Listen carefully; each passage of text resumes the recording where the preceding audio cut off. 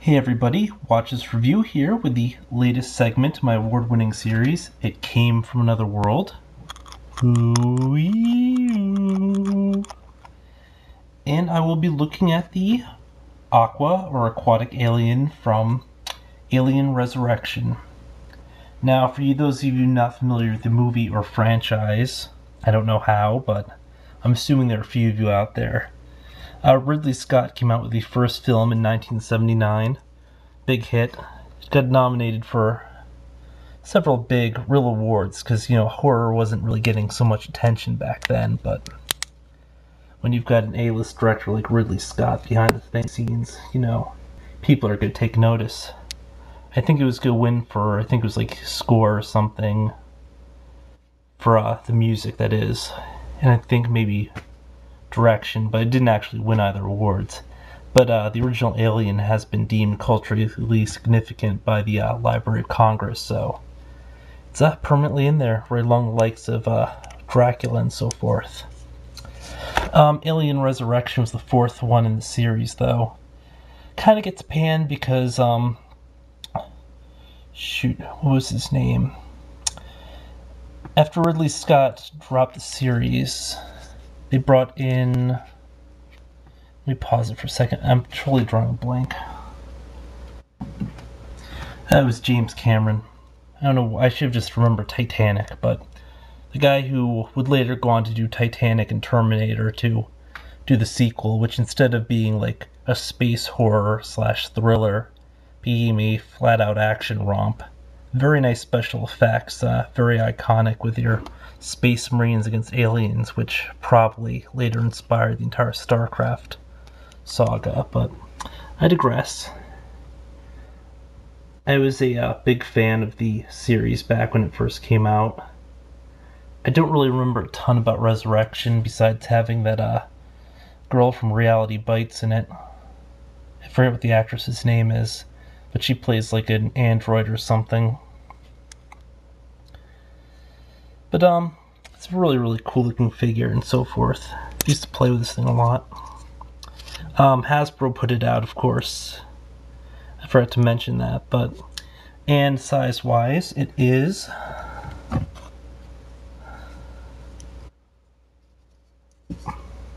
about 6 inches, probably a bit more if I actually stood it up.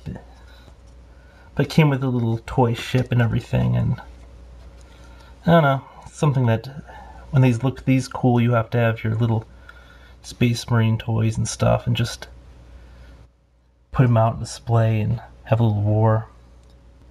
But I've long since lost all that stuff, so none of that's happening. So unless there's I don't know, say a predator in the neighborhood.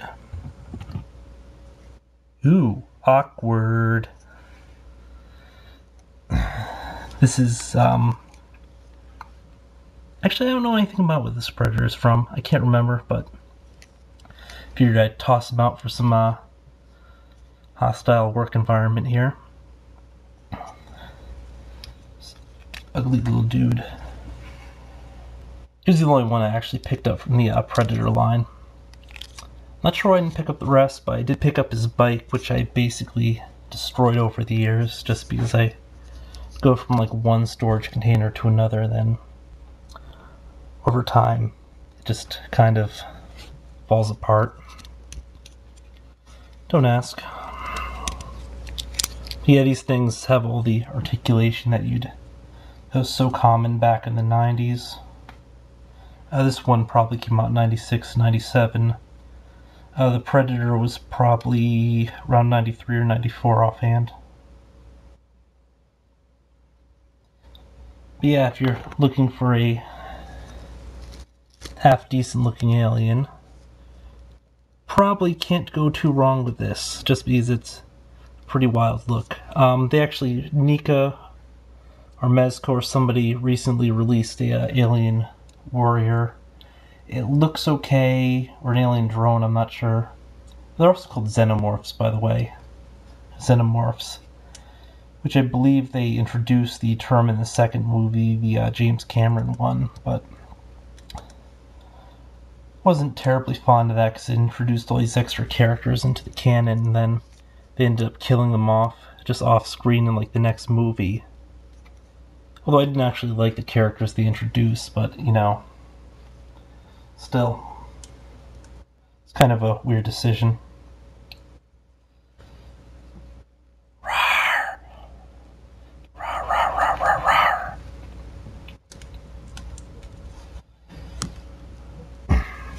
Yeah, just... Okay, so I just quickly looked it up, but price-wise, this one will range you between 12 and 25 to 30 bucks. Those new alien ones I was talking about, the drones or warriors, whoever I saw in Toys R Us, run about 14 in store, so... And they actually look a bit taller, and they look a lot more like the aliens from the first movie, rather than the second movie, Xenomorphs, which really looked a lot more agile. I mean, it was an okay look. For some reason, it just didn't thrill me. I mean, at some point I'll probably go back and pick it up if I see it in Toys R Us again, but it's just something about it just looked a little off.